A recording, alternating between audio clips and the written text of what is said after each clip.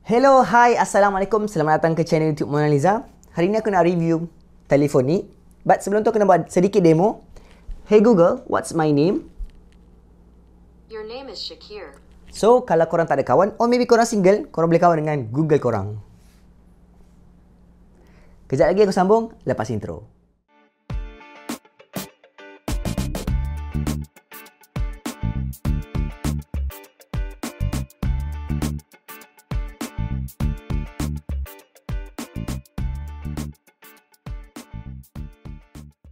So ni dia guys, phone keluaran pertama daripada brand Nothing, iaitu Nothing Phone 1. Siapa itu company Nothing ni sebenarnya? Aku cerita sikit latar belakang untuk company dia so that korang lagi faham kenapa dia orang create company Nothing ni. Founder dia ialah Carl Pei, and kalau korang nak tahu siapa itu Carl Pei, dia ialah ex co-founder kepada company OnePlus. Kalau sebelum-sebelum ni like 7 tahun lepas ataupun 8 tahun lepas macam tu, dia orang OnePlus dia orang create smartphone yang spek yang kau-kau hebat tapi dengan harga yang bajet ataupun lagi murah daripada kompetitor-kompetitor lain yang diorang panggil flagship killer. And now diorang buat ataupun Carl Pei sendiri diorang create a new company nama dia Nothing. Diorang tekankan dari segi dia punya hardware. Kalau tengok sini, design dia diorang kata inovatif. Is it innovative enough? Maybe. And dari segi software dia ataupun OS dia, diorang kata diorang tekankan dari segi reliability, quality dan stability. Jadi as company baru ni, diorang kena letak satu reasons atau satu faktor yang besar kenapa orang kena beli telefon diorang compare dengan smartphone brand lain yang dah lama buat smartphone, sebagai contoh Apple, Samsung ataupun Xiaomi. Untuk permulaan, macam korang tengok ni, design Nothing Phone ni lain daripada yang lain. Boleh dikatakan sangat unik bagi aku. Since the first smartphone, tak kisahlah iPhone ataupun the first Android phone, korang boleh tengok dia punya design dia lebih kurang sahaja. Depan selalunya dia buat daripada metal, glass ataupun plastik, and then depan dia daripada glass. So something yang sama sahaja, nothing special. Nothing special. Maybe korang kata telefon boleh lipat tu something yang inovatif, something yang berbeza compare dengan telefon-telefon sebelum ni. Aku rasa tak boleh di-compare dengan telefon ni sebab telefon tu ialah dalam kategori yang berbeza, and of course harga pun berbeza. Untuk Nothing Phone 1 ni, diorang datang dengan dua variant warna, iaitu putih dan hitam. Which aku rasa kalau korang nak go for something yang lagi aesthetically pleasing ataupun lagi pronoun, ataupun maybe korang suka show off, korang kena go for white colour sebab lagi nice lah bagi aku. Diorang guna 100% material recycle aluminium dari bahagian tepi dia ni. Dekat sekeliling telefon ni ada antena line, dekat sebelah kiri ada volume rocker, dan sebelah kanan ni pula ada power button yang sangat clicky. So inilah sebab kenapa aku cakap telefon ni lain daripada lain, yang berbeza dengan telefon-telefon lain dekat luar sana. Sekali pandang, design telefon ni macam ala-ala iPhone, tapi dia sedikit cool and lagi menarik. Kalau ini first time korang tengok telefon yang fully transparent back macam ni, mesti korang curious kan, ini telefon apa kan? Come on, korang kena admit kot, telefon ni memang sangat unik. Dekat belakang telefon ni, korang boleh nampak some komponen untuk telefon ni. Sebagai contoh, wireless charging coil dia, ribbon dia, screw dia. Korang juga boleh nampak sedikit teks dan branding untuk phone ni. Dan last kali, telefon ni ada hanya lebih daripada 900 LED light dekat belakang ni yang menambahkan feature inovatif tu. Ada something yang interesting aku nak share dengan korang. Kenapa diorang buat berbentuk C dekat kamera ni, and then another C dekat charging coil ini. Korang nampak tak? C for camera, C for charging coil. So ada lagi satu lagi dekat strip dekat sini, and satu lagi ada bawah ni ialah yang berbentuk tanda seru. LED ni bagi aku sangat well implemented, sangat lawa and nicely diffused, cantik je dan clean. Diorang pula panggil benda ni ialah glyph interface. LED light dekat belakang ni bukan setakat aesthetic reason saja, ada purpose dia tersendiri. Sebagai contoh, korang boleh pair light pattern mengikut kontak masing-masing. Let's say lah, kalau korang ada light pattern korang set untuk bos korang berbeza ataupun maybe untuk mak ayah korang berbeza. Particularly untuk feature tu aku tak suka sangat ataupun maybe tak guna. Maybe korang berbeza dengan aku, tapi ada feature-feature dia yang aku sangat suka. Sebagai contoh, dekat bawah ni bila korang charge telefon korang, LED light ni boleh act as progress bar untuk charging korang. Yes, LED ni akan mati, tapi macam mana korang nak check telefon korang, just goyangkan ataupun angkat je telefon ni, dia akan menyala.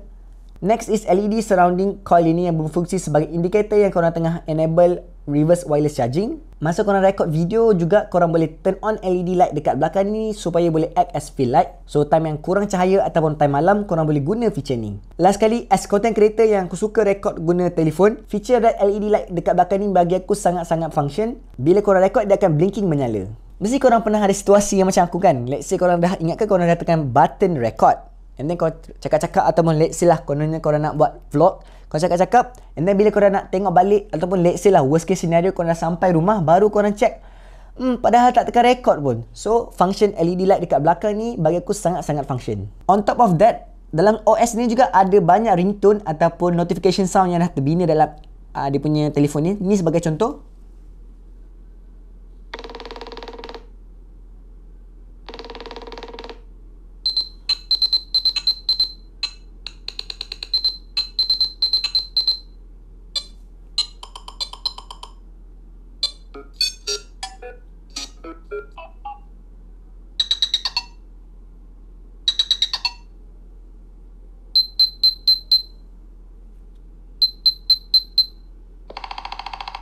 Ni favourite aku. Dia macam Predator kan.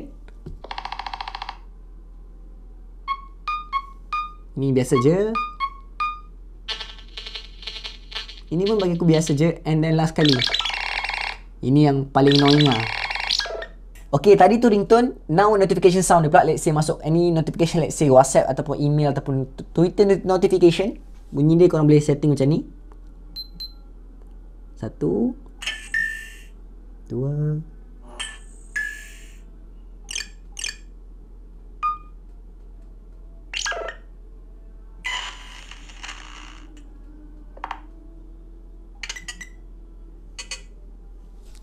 So tu semua ringtone. Ada 10 ringtone dan 10 notification sound. And of course lah, korang boleh tambah lagu favourite korang set as ringtone, and dia akan sync dengan light pattern dekat belakang ni.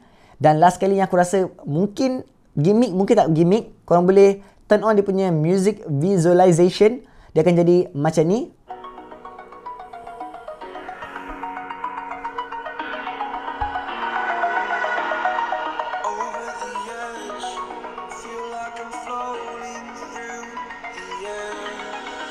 Kalau korang play apa-apa music daripada Spotify ataupun daripada YouTube Music, dia akan jadi macam ni.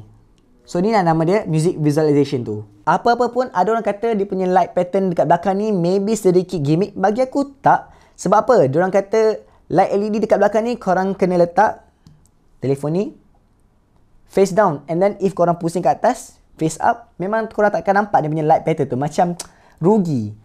So kalau korang beli telefon ni, memang korang kena consciously letak telefon ni face down. And then of course lah, bila korang letak telefon ni, korang kena sapu sikit so that skrin korang takkan calar. And if korang tak buat macam tu, lagi senang akan calar.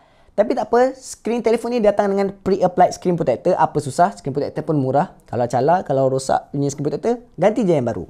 Untuk penambahbaikan, aku rasa untuk lampu ataupun LED light dekat belakang ni, aku rasa ada satu je yang aku lagi suka. Let's say yang light red LED light dekat belakang ni, kalau dia orang buat RGB. Can you imagine kalau dia buat lampu ni RGB? Kita lagi boleh fine tune notification apa yang masuk dalam telefon kita tanpa kita angkat telefon kita pusing ke atas. So as if for now, dia punya light pattern je satu color saja. Kalau dia buat macam RGB, dia orang boleh buat lampu merah tu kepada RGB. Let's say lah, kita boleh fine tune notification. Kalau masuk WhatsApp, maybe boleh tukar warna hijau. Ataupun kalau masuk Twitter ataupun email notification, warna biru. Kan lagi senang. Boleh bercakap dengan, boleh interact dengan telefon tanpa kita angkat telefon. Dah tahu dah masuk notification apa. Next, kita move on dekat dia punya OS untuk telefon ni, yang diorang namakan Nothing OS. Senang cerita, apps dalam telefon ni memang sangat clean. Nak kata macam pixel light pun ada juga. The only thing apps yang diorang tweak ialah dia punya apps kamera dengan apps voice recorder. Yang lain diorang tak ada duplicate, unlike Samsung yang suka buat dua apps dalam satu phone, which is bagi aku macam nonsense. Sebagai contoh, ada galeri Samsung and then ada Google Photo. Ada lagi browser Samsung, ada lagi browser Chrome. Why duplicate the great apps that Google has already made? Phone ni datang dengan Android 12, yang mana diorang janji diorang akan bagi 3 tahun software update dan 4 tahun security update. Meaning telefon ni akan dapat Android 12, 13 dan 14. Bagi aku not bad, and sepanjang penggunaan aku, telefon ni memang smooth and snappy. Next, aku nak cakap pula pasal performance untuk telefon ni. Bila phone ni keluar, ada ramai macam tak puas hati. Kenapa? Kenapa telefon ni berada dalam kategori mid-range, bukan kategori flagship? Tak lain dan tak bukan sebab dia punya chipset. Chipset untuk telefon ni, diorang pakai Snapdragon 778G Plus yang support 5G. Tapi aku percaya untuk 95% antara korang, chipset 778 ni dah cukup bagus. Bukan macam chipset-chipset yang 3-4 tahun lepas yang kurang efisien. This one, diorang pakai 6 nanometer chipset daripada TSMC, memang efisien. Yes, macam aku dah kata, sepanjang penggunaan aku memang sangat snappy and smooth. Apa-apa pun aku boleh kata telefon ni ada feel macam flagship. Betul, dengar betul-betul Feel macam flagship, bukan flagship. Dia dah almost there tapi tak sampai lagi. Dia nak kata on par dengan 800 series ataupun Snapdragon 8 Gen 1 tu tak sampai, tapi dah cukup-cukup smooth. Yelah, laju-laju pun nak pergi mana kan. Dan storage flagship iaitu UFS 3.1, dan macam aku bagi tahu tadi, diorang pakai chipset yang optimize dari segi battery life, reliability dan performance. Untuk day to day use memang aku rasa berpuas hati sebab dia punya RAM management sangat bagus, tak ada random force close ataupun sudden apps shutdown, and nak buka apps buka tutup pun sangat laju. Untuk gaming performance telefon ni pula, aku rasa untuk light gamer ataupun casual gamer macam aku, korang boleh main game dekat telefon ni, korang boleh main ML, PUBG ataupun Apex dengan sangat baik. Tapi kalau korang nak main game yang demanding, game Genshin Impact yang sebesar 14GB, 15GB tu, telefon ni aku rasa memang ada hiccup. Korang akan rasa korang akan main dekat telefon ni memang ada sudden frame drop, especially bila korang nak buka skill tu, memang korang takkan berpuas hati. So, rumusan untuk gaming telefon ni, aku boleh kata gaming light-light, okay. Kalau game yang demanding, aku tak recommend sangat. Next, orang cakap pasal panel untuk telefon ni pula. Skrin telefon ni sebesar 6.55 inci dengan teknologi flexible OLED display, support sehingga 120Hz dan touch sampling rate sehingga 240Hz. Skrin dia ni bagi aku memang mantap. Sebab apa? Diorang pakai flexible display, and then kalau korang perasan, nampak tak? Atas dia, forehead dia memang sangat nipis, and bawah dia pun chin pun sangat nipis. Diorang guna teknologi yang macam Apple, yang diorang guna curve flexible display so that dia boleh lipat dia punya OLED display. Tak ada chin yang macam typical cheap Android phone. Skrin dia support sehingga Full HD Plus dengan protection Corning Gorilla Glass dekat depan and Corning Gorilla Glass dekat belakang telefon ni. Next, untuk battery life untuk telefon ni bersaiz capacity lebih kurang 4500 mAh. Dalam masa seharian, aku rasa aku tak boleh habiskan bateri dalam telefon ni sebab aku dapat screen on time lebih kurang 6 jam, 7 jam. Of course, depends kepada penggunaan korang masing-masing. Aku rasalah untuk first product Nothing phone ni bagi aku memang boleh puji. Ialah screen dia besar, 120Hz, bateri dia pun not bad, boleh bertahan seharian tu dengan sangat baik. Plus, telefon ni juga support fast charging sehingga 33W, yang mana korang boleh charge sehingga 50% dalam masa 30 minit, 15W wireless charging dan juga 5W reverse wireless charging. Dah sembang banyak benda, aku rasa ada benda yang aku kena tekankan, iaitu dia punya camera performance dia. Bagi aku, camera performance dia, kalau korang nak beli telefon ni because of the camera, this is not the phone for you. Dekat belakang ni, dia orang pakai dua kamera sebesar 50 megapiksel. Ada satu wide dengan satu ultra wide. Dekat kamera selfie pula, dia orang guna 12 megapiksel punya sensor. Aku percaya ramai antara korang dah tahu, megapiksel untuk telefon ni tak berapa penting. Ada yang 12 megapiksel boleh ambil gambar yang lawa. Sebagai contoh, iPhone ataupun Pixel. Telefon ni sebesar 50 megapiksel, dia punya performance dia, memang aku rasa kalau nak compete dengan big brand macam Pixel ataupun Samsung ataupun iPhone, kamera ni memang bakal mengecewakan korang lah. Untuk situasi cahaya yang cukup ataupun well-lit situation, gambar yang telefon ni boleh produce memang vibrant and contrasty. Tak heavy sangat dia punya image processing dia. Tapi once kurang cahaya, kamera telefon ni memang struggle. Color reproduction untuk kedua-dua sensor belakang ni pun tak berapa konsisten. Aku percaya ini bukan sebab software. Aku rasa software dia dah agak bagus, tapi dia punya hardware, dia orang pakai sensor yang mediocre saja. So result dia memang agak mediocre. Ada banyak lagi feature yang Nothing promise untuk telefon ni, tapi aku tak boleh test. Sebagai contoh, integration dengan kereta Tesla, which aku tak ada kereta Tesla, ataupun battery percentage untuk Apple AirPod. Apa-apa pun aku harap Calpay ataupun Nothing ni keep their promise untuk customer-customer dia. Sebagai contoh, pada tahun lepas dia orang keluarkan Nothing A1, which bagi aku sangat solid dari segi dia punya sound and user experience dia. Now, Nothing Phone 1 ni, aku rasa aku boleh recommend. Walaupun ada sedikit iron yang diorang kena wrinkle out. Kalau korang follow rapat company Nothing ni dekat Twitter atau dekat YouTube, diorang suka tease produk diorang. Ni contoh dia. Agak-agak lah, apa next produk diorang? Adakah next flagship killer ataupun smartwatch ataupun maybe smart speaker? Aku tak pasti, tapi aku tak sabar nak tengok. Apa pendapat korang tentang Nothing Phone ni? Korang boleh tulis komen korang dekat bawah. Itu saja. There's nothing more to talk about. Bye, Rebo. Jumpa lagi. Assalamualaikum.